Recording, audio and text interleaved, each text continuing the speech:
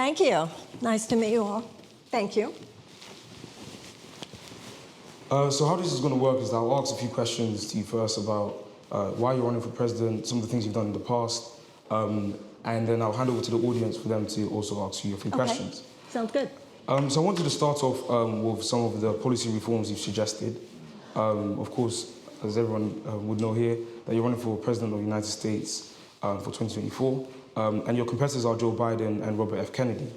And I wanted to know firsthand, before we delve deeper into your policies, what makes you different to Robert F. Kennedy and Joe Biden? Joe Biden represents the establishment Democrats. They have a corporatist view of the world. The Democratic Party in the United States traditionally displayed an unequivocal advocacy, an unabashed advocacy for the working people of the United States. Starting in the Clinton administration, the Democratic Party began to split. Clinton formed what was called the Democratic Leadership Council. The idea was that we could have it both ways, that we could serve the corporate interests and at the same time take care of the people. So what they tend to do now is that they try to alleviate the stress of people who at this point are living at the effect of an inherently unjust economic system. But they will not challenge the underlying corporate forces that always make the return of that suffering inevitable. Now, many of the corporatists look at the progressive Democrats such as myself and act as though we're trying to hijack the party. In fact, they hijacked the party. We represent the views of someone like Franklin and Eleanor Roosevelt. They represent what Roosevelt called the economic royalists, who for their own financial and ideological purposes were consistently rejecting the greater actualization of a truly just society. That is my difference. That is the difference between myself and Joe Biden. Joe Biden takes an incremental approach to healing the deep wounds that have been created by neoliberal economics in the United States over the last 50 years. I, among other things, do not believe that that incremental approach represents an agenda that will be a compelling enough vision for the American people to choose it, as opposed to what most of us recognize now as a neo-fascist agenda of many aspects of the Republican Party. So this is not just about who could win in 2024, it's also about what it will take to repair the country. Bobby Kennedy has a definite sense of what I call corporate tyranny. He recognizes the corporate capture of many of our agencies, but his bottom line is still free market fundamentalism. His bottom line is still the idea that the market, more often than not, can take care pretty much of any ill. I also feel his comments about Israel recently were something like out of an AIPAC conference in the United States in 2005, and we have some differences in our analysis of what has occurred in Ukraine.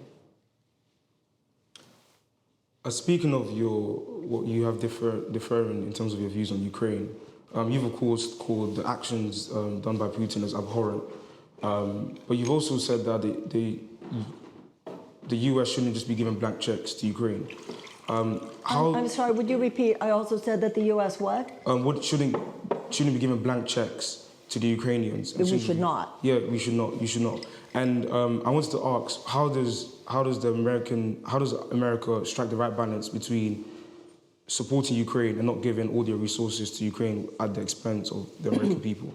I basically agree with President Biden that America's analysis of what Ukraine needs at any given time should come more from our military analysis of what they need than just from their own statement of what they desire. And I'm sure to some extent that's true of your policies towards Ukraine as well.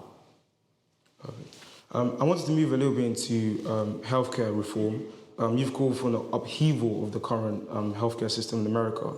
I wanted to sort of give a little sort of typical conservative Republican catchphrase. With Medicare for all, with sort of free healthcare, how does the American people pay for it? Doesn't that just mean higher taxes for the American people? How does the American, forgive me, I'm a little hard of hearing, so forgive me. How does the American what? How does the American people pay for the free healthcare and the Medicare for all? The way you do. And so, in terms of higher taxes, how does that sort of incentivize more job opportunities? The American people are waking up to the fact that we have been played, not only in this area, but in so many areas. If I pay $10 more in taxes, but I save $100 on health care, my higher taxes were worth it. And it is as simple as that. This has nothing to do with the canard of we can't afford it. Notice that was not trotted out when we were about to invade Iraq. That was not trotted out when we passed a $2 trillion tax cut that gives 83 cents of every dollar to the highest earners and corporations. This was not trotted out when we were staying in Afghanistan probably 20 years longer than necessary. And this is not trotted out when it comes to giving billions of dollars in corporate subsidies to oil companies and so forth. This has nothing to do with it being complicated. This has nothing to do with it being too expensive. This has everything to do with the greed of the insurance industry. We have what is often called in the United States a corporatocracy, whether it's the insurance companies, the pharmaceutical companies, big food companies, big agriculture companies, big chemical companies, big oil companies, gun manufacturers, and defense contractors. They basically rule the country at this moment. They have hijacked our government. They have turned our government into little more than a system of legalized bribery.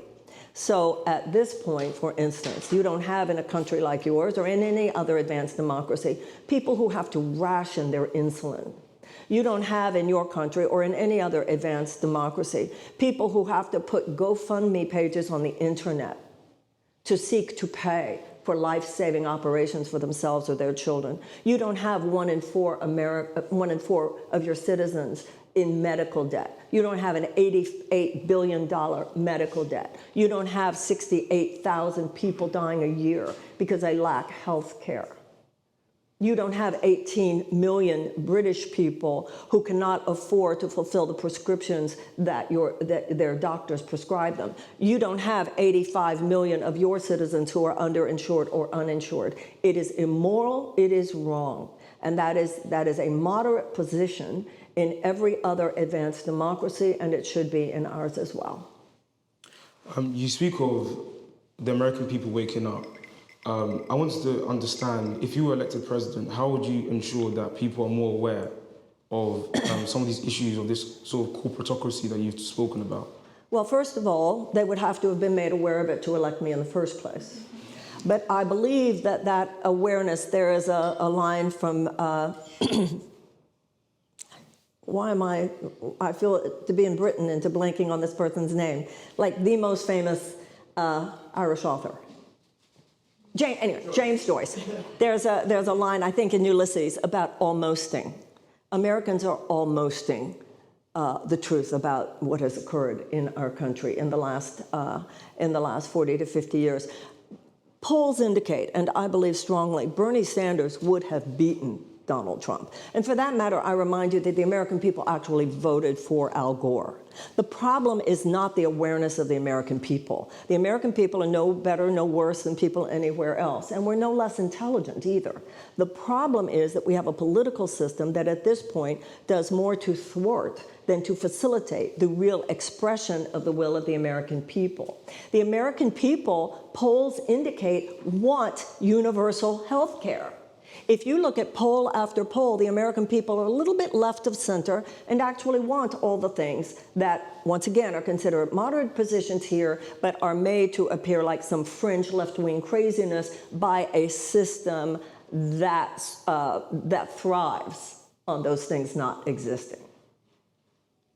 Okay, I have 2 more questions. I had actually a personal question on your campaign. And I don't delve into the details of it, but you've had issues in your previous presidential campaign and the current one with staff members. With staff members leaving and staff members accusing you of being a bully, of being aggressive. I wanted to get your opinion on how the media has sometimes has spun that narrative, and I'm sure, of course, you have a different view of it, but I want to really understand that view. Isn't it interesting how whenever it's a woman candidate, there tend to be those stories. They did it to Hillary, they did it to Kamala, they did it to Amy. You don't hear those kinds of stories about men, do you? If anyone seeks to create these kinds of narratives, I'm sure that they could do so within any other candidate campaign as well. When you are tried in a court of law, and I'm sure that this is true here just as in my country, there are rules of due process. Someone attacks you, you get to present, your counsel gets to present your own evidence. Your counsel gets to cross-examine those people who are attacking you. So when you are tried in the media, anybody can say anything. And this is just one way that the political establishment seeks to peripheralize anybody that they find inconvenient to their power to dominate the conversation. Have I raised my voice? Yes, and my question would be, have you? I have not thrown a phone. I have not done anything like that. Thank you for answering that very candidly. My final question was around the culture wars.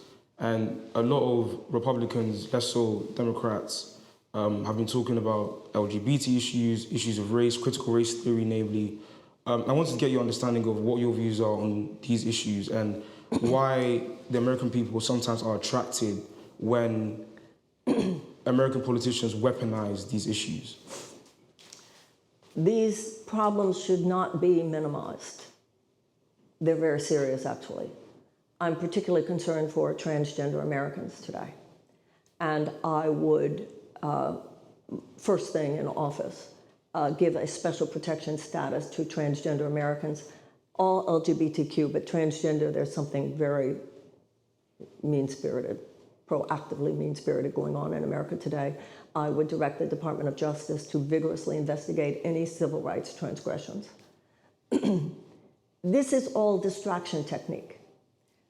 This is how fascists work. Create a scapegoat. I'm a Jew myself. I know how dangerous this is. All of us know history. We know how dangerous this is.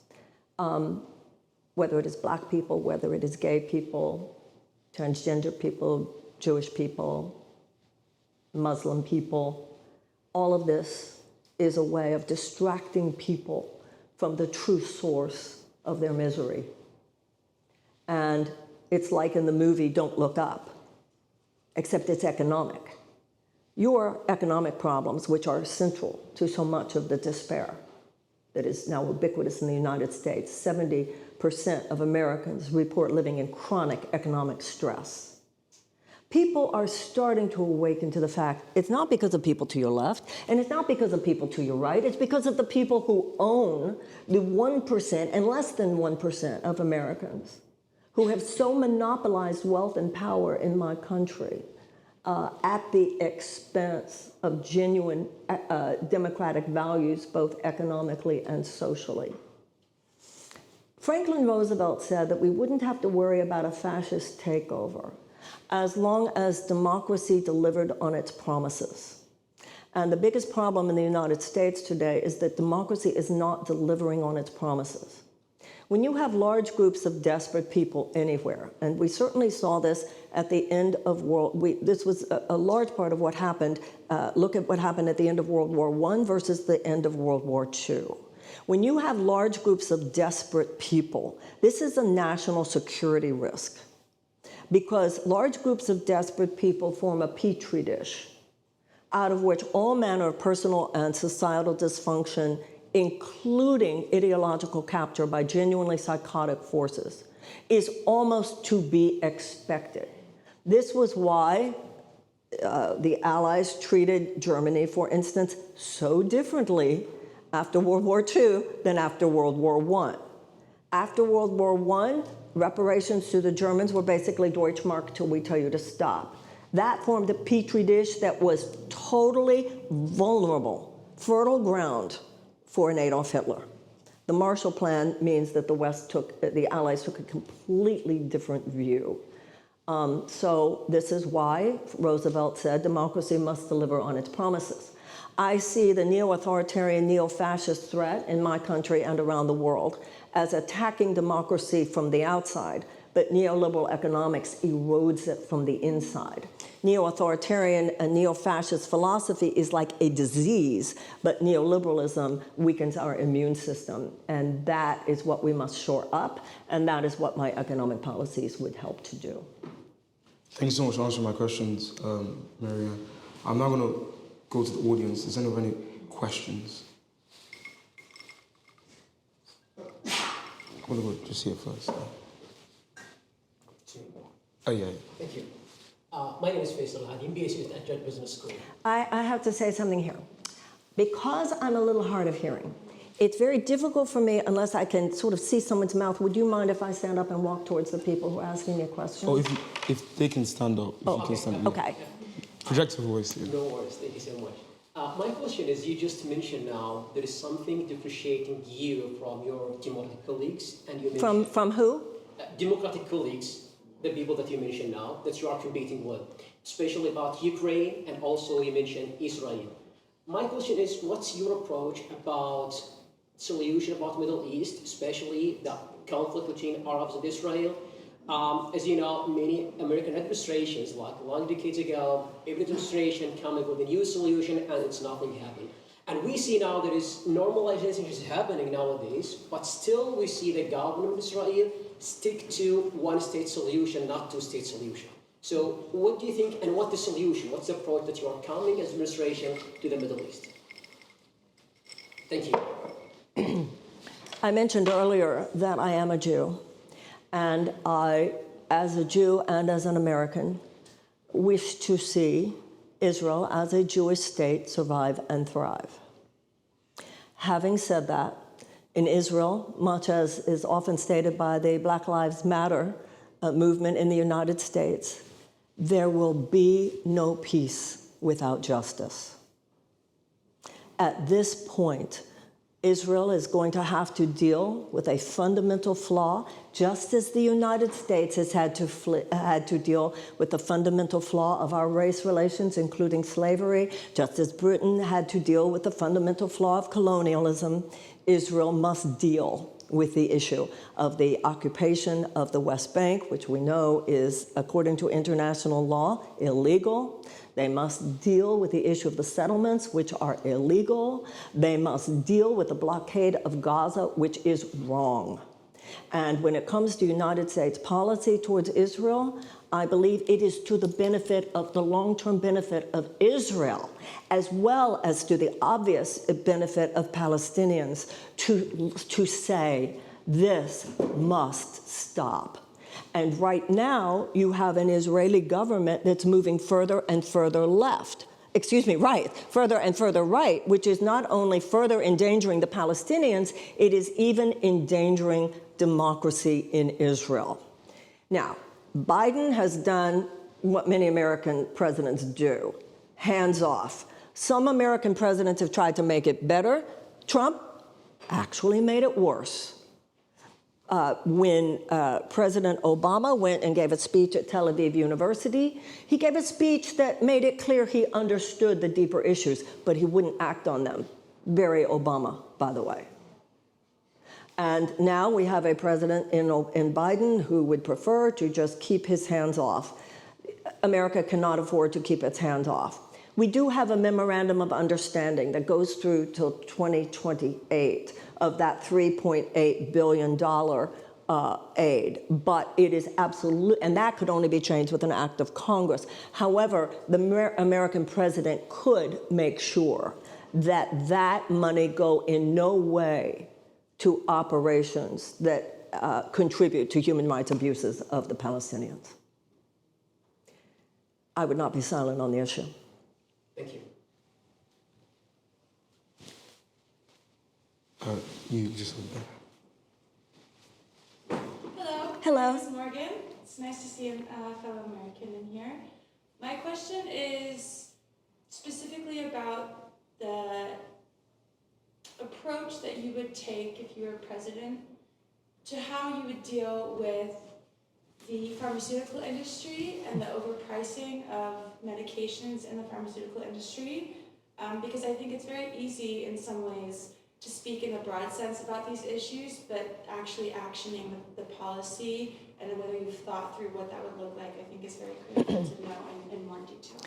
A lot of the problem at this point has to do with power that the government has, but it will not use. In 1980, there was something called the Bayh-Dole Act, which gives the government what's called marching rights. This means that if any pharmaceutical drug is developed with even $1 of taxpayer money, and at this point, that's basically every drug made, the government does have the power to enter in and lower the prices. However, we have an administration, which in too many cases, as others have been, that doesn't want to use its real power here for fear of offending the pharmaceutical industry and its profound, once again, financial power over our political system. This is why you need an American president who's not of that system. When the corporatists of that time, what Franklin Roosevelt called the economic royalists, certainly represented by such as the pharmaceutical industry today, came at him vehemently, his response was, I welcome their hatred. There is no reason for me to do anything other than make it as difficult as possible for all of these corporate tyrants to exploit the American people the way they do.